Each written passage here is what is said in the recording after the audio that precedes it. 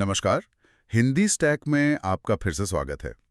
आज हम आदिकाल की साहित्यिक प्रवृत्तियों और विशेषताओं पर एक विस्तृत चर्चा करेंगे और समझेंगे कि इस युग में किन-किन प्रवृत्तियों का उल्लेख मिलता है। आदिकाल, जिसे सामान्यतः संवत 1050 से 1375 यानी लगभग 10वीं से 14वीं शताब्दी के बीच का समय माना जाता है, वो हिंदी साहित्य के इतिहास का प्रारंभिक चरण है। यहीं हमें अपनी भाषा और साहित्य के कह सकते हैं बीज मिलते हैं। तो इस काल की प्रकृति को समझना जरूरी है। जैसा कि आचार्य रामचंद्र शुक्ल जी ने कहा है, आदिकाल की इस दीर्घ परंपरा के भीतर रचना की किसी विशेष प्रवृत्ति का निश्चय नहीं होता है। धर्म, नीति, श्रृंगार, वीर सब प्रकार की रचनाएं इस युग में मिलती हैं। तो एक तरह से ये मिला जुला दौर था। और भाषा के स्तर पर अगर देखें तो आचार्य हजारी प्रसाद द्विवेदी जी का मानना है कि 10वीं से 14वीं शताब्दी तक के समय में लोक भाषा में लिखित जो साहित्य उपलब्ध हुआ है, उसमें परिनिष्ठित अपभ्रंश से कुछ आगे बढ़ी हुई भाषा का रूप दिखाई देता है। यानी भाषा भी एक संक्रमण काल में थी, अपभ्रंश से निकलकर लोक भाषा की ओर बढ़ रही थी। इस युग के साहित्य को मोटे तौर पर हम 3 धाराओं में देख सकते हैं। एक तो धर्माश्रित काव्य जैसे सिद्ध, नाथ, जैन साहित्य, फिर वीरगाथात्मक या रासो साहित्य जो चारण कवियों ने रचा, और तीसरा लोकाश्रित साहित्य मतलब आम जन से जुड़ा साहित्य। तो चलिए अब इन विशेषताओं को थोड़ा विस्तार से समझने का प्रयास करते हैं। आदिकाल का नाम सुनते ही अक्सर सबसे पहले वीरता का भाव मन में आता है। क्या यही इस काल की केंद्रीय साहित्यिक प्रवृत्ति थी, और अगर हाँ तो ऐसा क्यों था? आपने बिल्कुल सही बिंदु से शुरुआत की है। आदिकालीन काव्य का एक प्रमुख स्वर निश्चित रूप से वीरता का ही है। इसका कारण उस युग की राजनीतिक और सामाजिक उथल-पुथल थी। देखिए, ये छोटे छोटे राज्यों का समय था। उनमें आपसी संघर्ष, सरहदी लड़ाइयाँ, ये सब आम बात थी। साथ ही बाहरी आक्रमणों का खतरा, विशेषकर तुर्क अफगानों के हमलों की आहट, वो हमेशा बनी रहती थी। ऐसे माहौल में वीरता सिर्फ एक गुण नहीं रह गया था, बल्कि वो जीवन जीने और राज्य की रक्षा के लिए एक सांस्कृतिक मूल्य बन गया था। और इसी संदर्भ में चारण कवियों की भूमिका बहुत महत्वपूर्ण हो जाती है। ये कवि सिर्फ दरबार में कविता नहीं सुनाते थे, बल्कि अक्सर अपने आश्रयदाता राजा के साथ युद्ध भूमि में भी मौजूद रहते थे। वो युद्ध के प्रत्यक्षदर्शी थी और उनकी कविताओं का एक मुख्य उद्देश्य ही राजाओं और सैनिकों को वीरता के लिए प्रेरित करना था। अच्छा, तो कवियों का युद्ध भूमि में होना उनके वर्णनों को प्रामाणिकता और ओज देता होगा। इसी सजीवता पर शायद डॉक्टर श्याम सुंदर दास जी ने भी टिप्पणी की है। जी बिल्कुल। डॉक्टर श्याम सुंदर दास जी ने इसी प्रत्यक्ष अनुभव से उपजी सजीवता को रेखांकित करते हुए कहा है, इस काल के कृतियों का युद्ध वर्णन इतना मार्मिक तथा सजीव हुआ है कि उनके सामने पीछे के कवियों का अनुप्रास गर्भित किंतु निर्जीव रचनाएं नकल सी जान पड़ती हैं। जी। ये कथन साफ करता है कि आदिकालीन कवियों ने युद्धों का जो चित्रण किया, उसमें अनुभव की सच्चाई थी, भावना का गहरा रंग था। वो बात बाद के उन कवियों की रचनाओं में उतनी नहीं मिलती, जो शायद केवल शब्दालंकार या चमत्कार प्रदर्शन पर ज्यादा ध्यान देते थे। इसलिए आदिकाल का वीर रस केवल शौर्य का बखान भर नहीं है, यह उस समय के समाज के सामूहिक साहस, उनकी आन बान मान मर्यादा की रक्षा और अस्तित्व के लिए जो संघर्ष था, उसकी काव्यात्मक अभिव्यक्ति है। वीररस की प्रधानता के साथ ही, जैसा आपने कहा, युद्धों का सजीव चित्रण भी जुड़ा है। इन वर्णनों में इतनी वास्तविकता, इतनी सजीवता कैसे आ पाती थी? जैसा हमने अभी बात की, इसका सबसे बड़ा कारण तो कवियों का युद्ध में स्वयं उपस्थित होना था। वो कल्पना के आधार पर नहीं लिख रहे थे, बल्कि अपनी आंखों देखी घटनाओं का वर्णन कर रहे थे। आचार्य हजारी प्रसाद द्विवेदी जी उस युग की आवश्यकता को स्पष्ट करते हुए मानते हैं, देश पर सब ओर से आक्रमण की संभावना थी। निरंतर युद्ध के लिए प्रोत्साहित करने को भी एक वर्ग आवश्यक हो गया था। इसका मतलब ये है कि लगातार युद्ध की आशंका ने समाज में एक ऐसे वर्ग की जरूरत पैदा कर दी थी, जो लोगों में, सैनिकों में वीरता का संचार करे। और चारण कवि वो यही भूमिका निभा रहे थे। जब हम रासो ग्रंथ पढ़ते हैं तो युद्ध के मैदान के दृश्य जैसे आंखों के सामने आ जाते हैं। सेना की गतियां, घोड़ों की टापें, हथियारों की आवाजें, रक्तपात, धूल का उड़ना। पंक्तियां जैसे ध्वजा फरके, धूल उड़े, बजे रणभेरी, ये पाठक को सीधे युद्ध के माहौल में ले जाती हैं। डॉक्टर श्याम सुंदर दास जी की वो पहले वाली टिप्पणी भी इसी सजीवता की ओर इशारा करती है। इन वर्णनों की एक और खास बात यह है कि ये सिर्फ बाहरी दृश्यों तक ही सीमित नहीं है। ये योद्धाओं के बदलते मानसिक भावों को भी पकड़ने की कोशिश करते हैं, उनका उत्साह, उनकी निराशा, आशा, हताशा, इन सब को भी। ये चित्रण तो बहुत प्रभावशाली लगता है, लेकिन एक बड़ा सवाल हमेशा से इन रचनाओं की ऐतिहासिकता पर उठता रहा है। क्या हम इन वीर गाथाओं को, खासकर रासो ग्रंथों को, इतिहास का एक विश्वसनीय स्रोत मान सकते हैं? ये एक बहुत ही जायज और महत्वपूर्ण प्रश्न है। देखिए, रासो ग्रंथ ऐतिहासिक व्यक्तियों और घटनाओं पर आधारित तो हैं, इसमें कोई शक नहीं, लेकिन उन्हें पूरी तरह से ऐतिहासिक दस्तावेज मानना वो थोड़ा मुश्किल है। इनमें अक्सर तिथियों, घटनाओं के क्रम, नामों और तथ्यों को लेकर काफी विसंगतियां, मतलब इनकंसिस्टेंसीज और विरोधाभास पाए जाते हैं।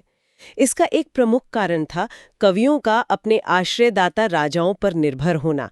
उनका मुख्य उद्देश्य राजा को प्रसन्न करके पुरस्कार पाना होता था, न कि एक तटस्थ इतिहास लिखना।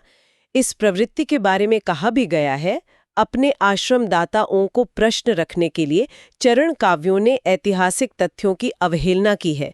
कल्पना को अधिक प्रश्रय देने के कारण ही ऐतिहासिकता की और कवियों की दृष्टि विशेष रूप से नहीं रही।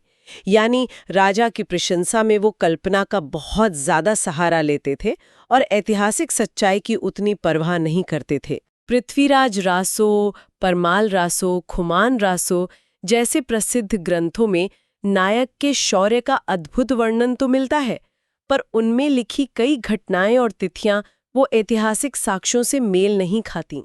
आचार्य रामचंद्र शुक्ल जी ने पृथ्वीराज रासो के बारे में काफी कड़ी टिप्पणी की थी, है ना? जी हाँ, आचार्य रामचंद्र शुक्ल जी ने पृथ्वीराज रासो की प्रामाणिकता पर गहरा संदेह व्यक्त किया था। उन्होंने यहाँ तक कहा, इसके अतिरिक्त और कुछ कहने की जगह नहीं कि ये पूरा ग्रंथ वास्तव में जाली है। बिल्कुल, ये बहुत कठोर शब्द हैं। हालांकि हमें ये समझना होगा कि शुक्ल जी का ये कथन मुख्य रूप से ग्रंथ की ऐतिहासिक विश्वसनीयता के संदर्भ में था। शायद वो उसके साहित्यिक मूल्य को पूरी तरह नकार नहीं रहे थे। इन ग्रंथों का महत्व ये समझने में है कि ये मूलतः काव्य हैं। इनमें कवि की कल्पना, अतिशोक्ति और उस समय की दरबारी संस्कृति का गहरा प्रभाव है।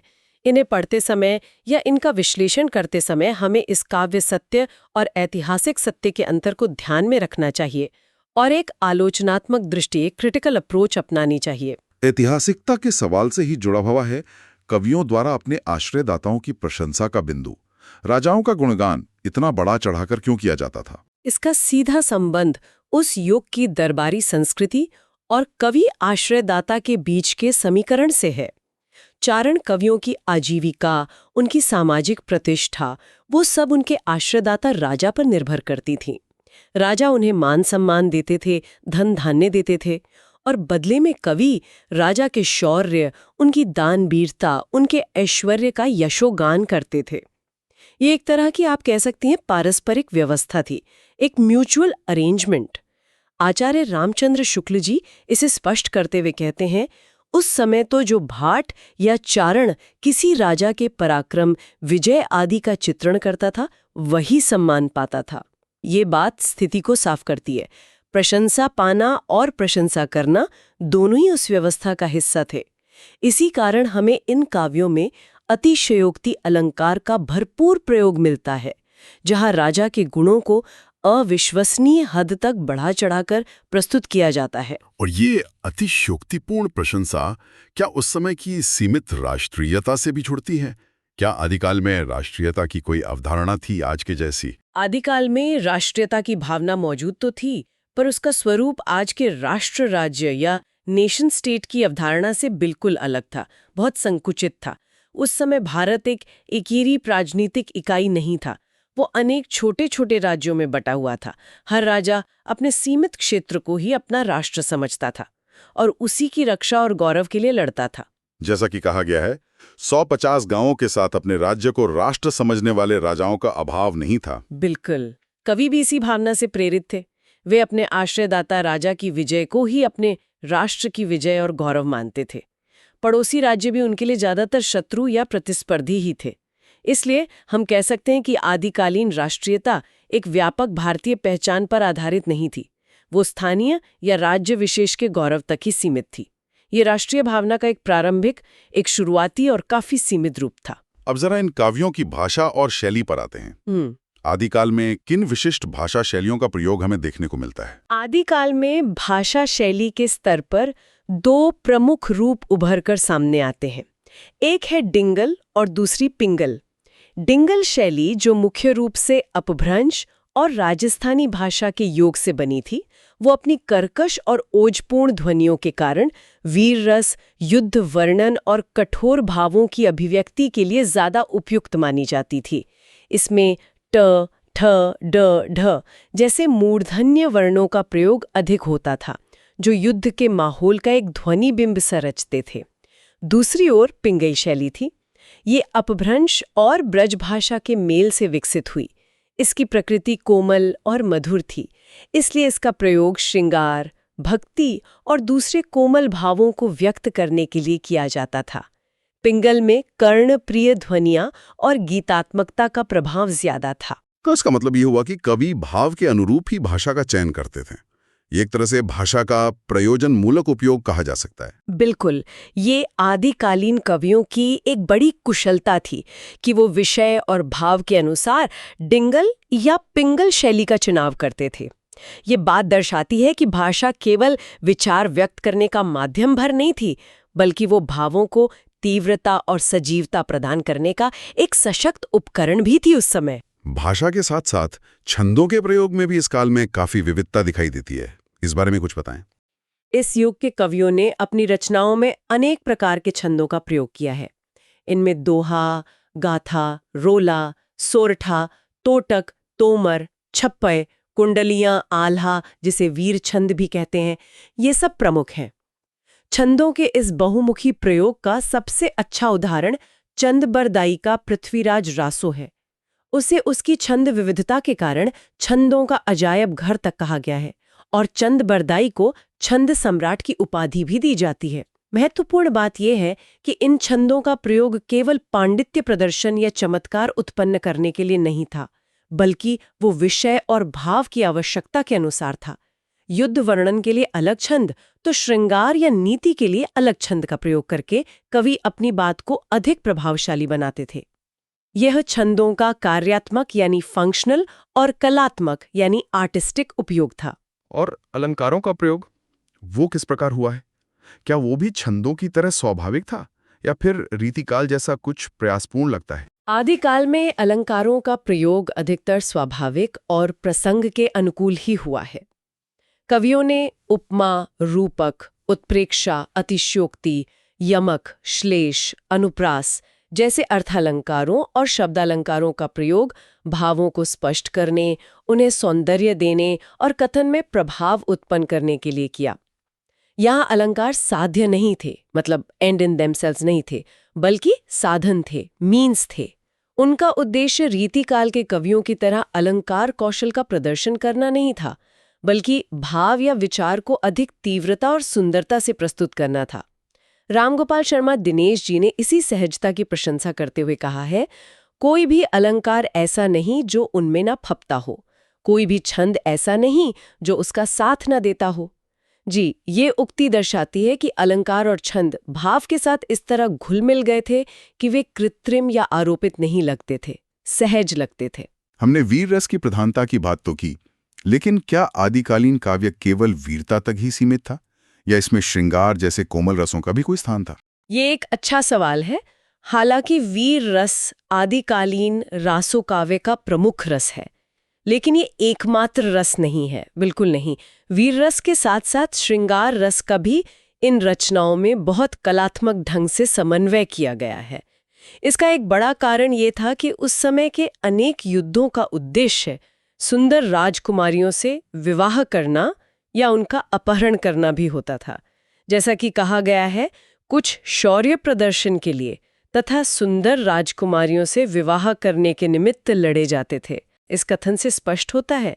इसलिए युद्ध वर्णन के प्रसंगों में नायिकाओं के सौंदर्य का वर्णन, उनके नक्शिख का चित्रण, प्रेम कथाएं और विवाह के उल्लेख, ये सब स्वाभाविक रूप से आ जाते हैं। बीसलदेव रासो जैसी रचनाएं तो मुख्य रूप से श्रृंगारिक ही मानी जाती हैं। इस प्रकार वीर और श्रृंगार यहाँ एक दूसरे के विरोधी नहीं, बल्कि पूरक बनकर आते हैं। युद्ध केवल मारकाट का वर्णन न होकर जीवन के श्रृंगारिक पक्ष से भी जुड़ा हुआ दिखाई देता है। रचना के स्वरूप या रूप के आधार पर अगर देखें तो आदिकाल में किस तरह का काव्य मिलता है? प्रबंध या मुक्तक। आदिकाल में हमें काव्य रचना के दोनों ही प्रमुख रूप दिखाई देते हैं, प्रबंध काव्य भी और मुक्तक काव्य भी। प्रबंध काव्य वो होते हैं जिनमें किसी एक कथा या चरित्र का शुरू से अंत तक क्रमबद्ध वर्णन होता है, जैसे पृथ्वीराज रासो, ये महाकाव्य या खंड काव्य हो सकते हैं। दूसरी ओर मुक्तक काव्य में हर पद या छंद अपने आप में स्वतंत्र और पूर्ण होता है। उसका अर्थ समझने के लिए पिछले या अगले पद पर निर्भर नहीं रहना पड़ता। आदिकाल में हमें बिसलदेव रासो या फिर विद्यापति की पदावली जैसी रचनाओं में मुक्तक या गीति मुक्तक के तत्व मिलते हैं। अब्दुल रहमान का संदेश रासुक भी एक गे खंड काव्य है, जिसमें मुक्तक जैसी स्वतंत्रता दिखती है। तो ये जो रूपगत विविधता है, ये आदिकाल की साहित्यिक समृद्धि का परिचायक है। प्रकृति का चित्रण इन काव्यों में किस रूप में हुआ है? क्या कवियों ने प्रकृति पर भी ध्यान दिया? आदिकालीन काव्य में प्रकृति का चित्रण भी मिलता है, लेकिन ये अधिकतर आलंबन रूप में और उद्दीपन रूप में हुआ है। आलंबन मतलब जब प्रकृति स्वयं वर्णन का विषय हो, और उद्दीपन मतलब जब प्रकृति पात्रों के भावों को तीव्र या उद्दीप्त करे। कवियों ने युद्ध यात्राओं के वर्णन में नदियों, पर्वतों, वनों का उल्लेख किया है। नगरों और किलों के वर्णनों में भी प्राकृतिक परिवेश का चित्रण मिल जाता है। सुबह शाम ऋतुओं का वर्णन भी पात्रों के मनोभावों को उभारने के लिए किया गया है। जैसे वियोग के क्षणों में प्रकृति दुखदाई लगती है तो संयोग में सुखदाई।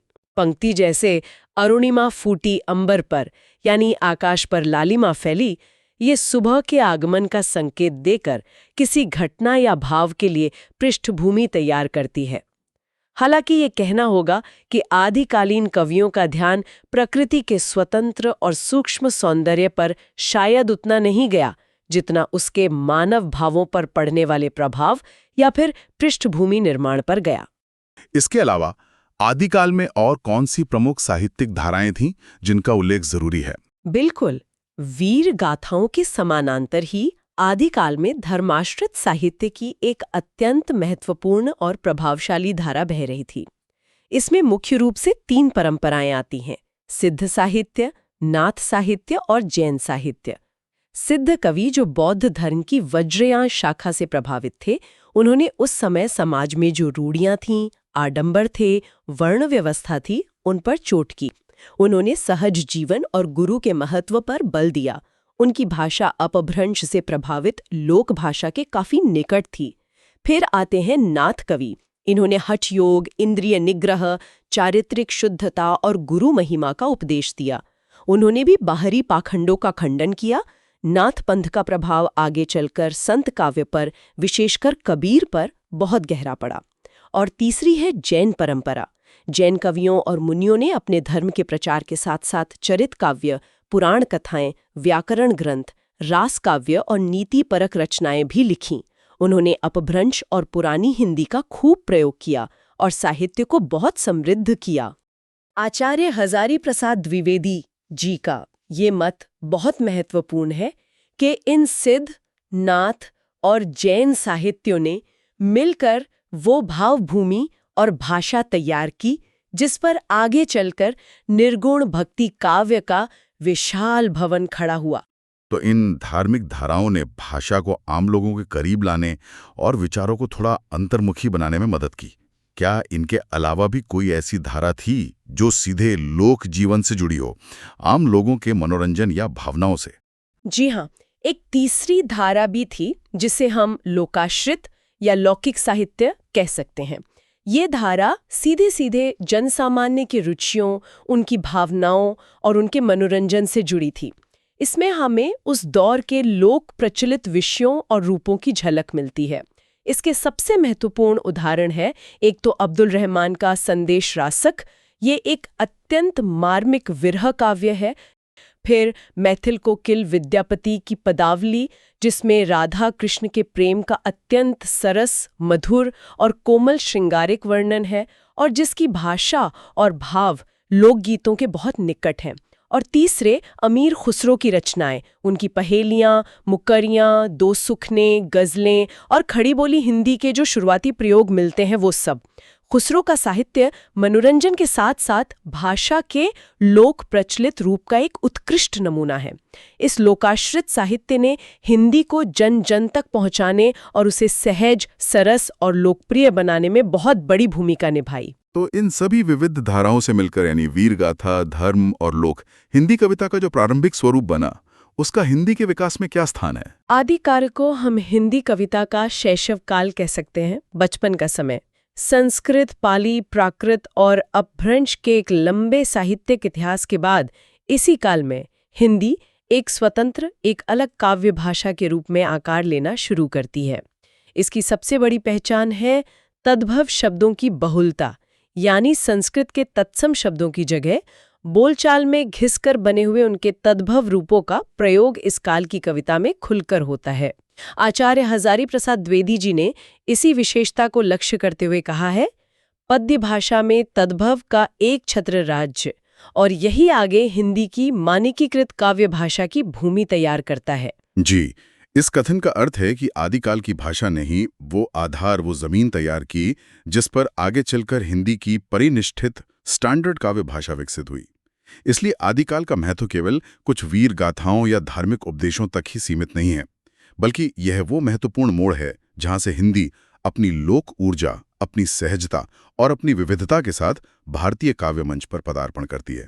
तो चलिए अब इस पूरी विस्तृत चर्चा को संक्षेप में समेटने का प्रयास करते हैं। आदिकाल की जो प्रमुख विशेषताएं हमने डिस्कस की, उन्हें हम किस तरह याद रख सकते हैं? अगर हम आदिकाल की मुख्य प्रवृत्तियों और विशेषताओं को एक साथ देखें तो कुछ प्रमुख बातें उभरती हैं जिन्हें हम संक्षेप में कह सकते हैं। पहला, वीर रस की प्रधानता, युद्धों के माहौल के कारण। दूसरा, युद्धों का सजीव चित्रण, क्योंकि कवि अक्सर प्रत्यक्षदर्शी होते थे। तीसरा, ऐतिहासिकता का अभाव और प्रामाणिकता पर संदेह, जिसका कारण दरबारी आश्रय और कल्पना की अधिकता थी। चौथा, संकुचित राष्ट्रीयता, मतलब अपने राज्य तक सीमित गौरवबोध। पांचवा, आश्रयदाताओं की अतिशोक्तिपूर्ण प्रशंसा, जो चारणों की आजीविका का साधन भी था। छठा, डिंगल और पिंगल शैलियों का प्रयोग, भाव के अनुसार भाषा का चयन। सातवां, विविध छंदों का कलात्मक और कार्यात्मक प्रयोग। आठवां, वीर और श्रृंगार रस का समन्वय, यानी युद्ध और प्रेम का सह अस्तित्व। नवा, अलंकारों का स्वाभाविक समावेश, भाव सौंदर्य बढ़ाने के लिए। 10वां, प्रबंध और मुक्तक दोनों काव्य रूपों की रचना। 11वां, प्रकृति का आलंबन और उद्दीपन रूप में चित्रण, जिन्होंने भक्ति काव्य की पृष्ठभूमि तैयार की। 13वां, लोकाश्रित साहित्य की उपस्थिति, जैसे खुसरो और विद्यापति की रचनाएं, जो जन रुचि का साहित्य था। और 14वां, हिंदी कविता के प्रारंभिक स्वरूप का निर्माण, जिसमें अपभ्रंश से निकलकर तद्भव प्रधान भाषा का विकास हुआ। निष्कर्ष रूप में हम कह सकते हैं कि आदिकाल हिंदी साहित्य का एक जटिल, एक संक्रमणकालीन और कई मायनों में अंतर्विरोधों से भरा युग है। इसमें युद्ध और शौर्य की हुंकार है तो धर्म, दर्शन और श्रृंगार की कोमल अभिव्यक्तियां भी हैं। इसमें ऐतिहासिक सत्य भले ही थोड़ा धुंधला हो, पर इसने भाषा और साहित्य की उस मजबूत नींव का निर्माण किया जिस पर भक्तिकाल और रीतिकाल जैसे भव्य युग खड़े हुए।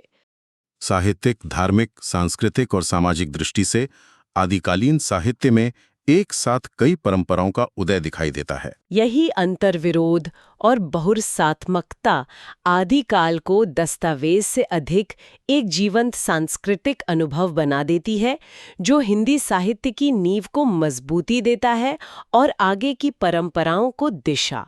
यह कथन आदिकाल के महत्व को सही ढंग से दर्शाता है। सुनने के लिए बहुत बहुत धन्यवाद। अगर आप हिंदी साहित्य के इतिहास के अगले भाग को जानना चाहते हैं तो हमारे साथ जुड़े रहिए। साथ ही अगर किसी को 10वीं से 12वीं या हिंदी BA MA की परीक्षा से जुड़े किसी भी टॉपिक पर मदद चाहिए तो hindistack.com वेबसाइट पर जरूर जाएं। वहां हर विषय पर नोट्स उपलब्ध हैं। अगर ये चर्चा अच्छी लगी हो तो लाइक करें, सब्सक्राइब करें और अपने दोस्तों के साथ शेयर करना ना भूलें।